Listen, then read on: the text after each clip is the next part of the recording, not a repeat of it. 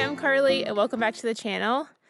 It is the first snow of the season here on our farm and it is just beautiful. We got the garlic in the ground and covered with a really thick layer of straw, and it is nice and settled and ready for the winter. So we were trying to beat the snow and we got it done. So we had a goal of getting a bunch of projects done before the snow started to fly here in Vermont, and we got pretty close, but I'll show you our progress so far. Not everything got done as we expected, but we did pretty well, and things are set up decently as we head into the winter here and the ground freezes and we get piled under snow. One of the first projects we actually finished was putting together this used sawmill. And when we first started it up, after assembling everything and putting in the posts for the track system, the engine was cracked and started leaking. So we did end up installing a new engine on this, and it works beautifully. Now, the only thing that we have to adjust here before we can really get milling is the fact that the track system is actually in little short pieces, and it has been really, really hard to get the tracks to be level and to allow us to make level cuts across the wood. So if you have any suggestions on how to get this level and working right, leave them in the comments. We would appreciate any advice. Another project that we worked hard to get done before the ground froze was the foundation of the addition to the barn. And we accomplished what we wanted to. At this point, we can still now start working on putting up the walls and the frame to this. But the groundwork is done, and that's what we were trying to get to. So we feel good about this one. Definitely wish we were a little further along, but this is better than it was and gives us a good frame to start on this winter.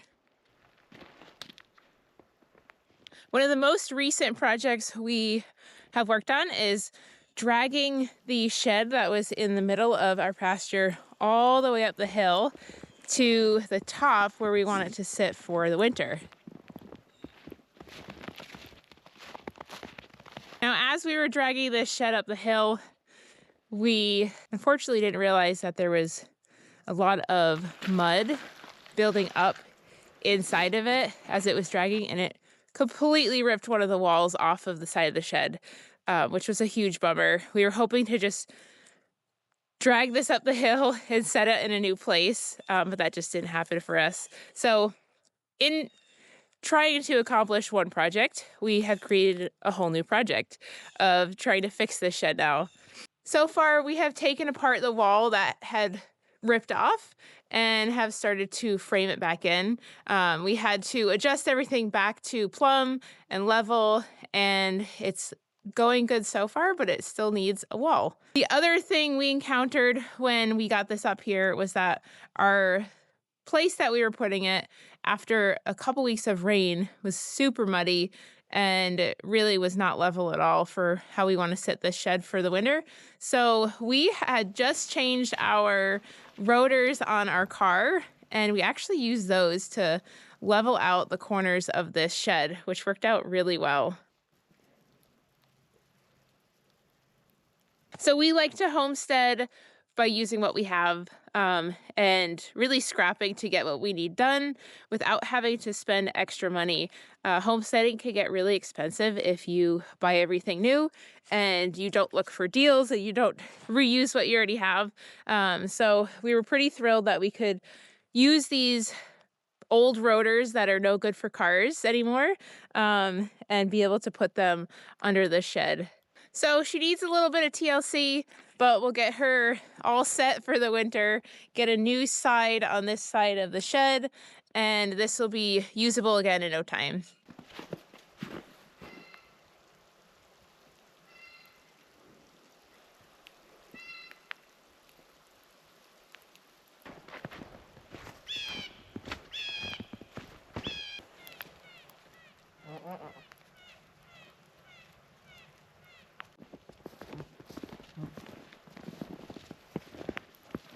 Mm.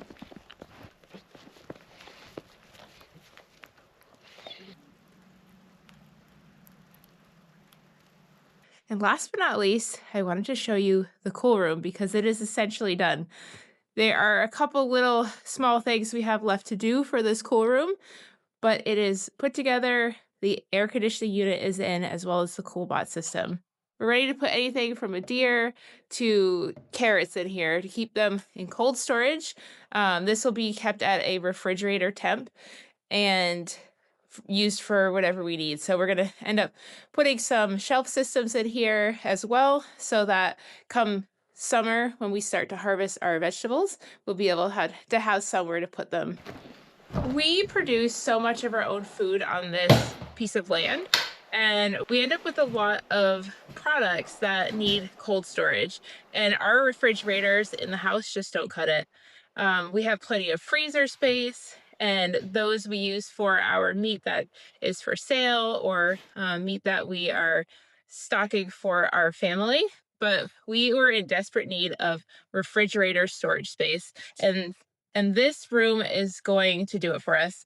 So we are thrilled that this is prepped and ready. And essentially, we don't have it running right now. We don't have anything to put in here at the moment. Plus, it is in the 30s outside, so it's actually really cold in this room regardless. So we'll have this set up and running probably closer to springtime, and we'll show you how we fill this up when we start getting some vegetables and other products off of our farm that needs refrigerated storage. The projects here on our farm are never ending, as I'm sure they are on yours. So we will keep you updated as we go.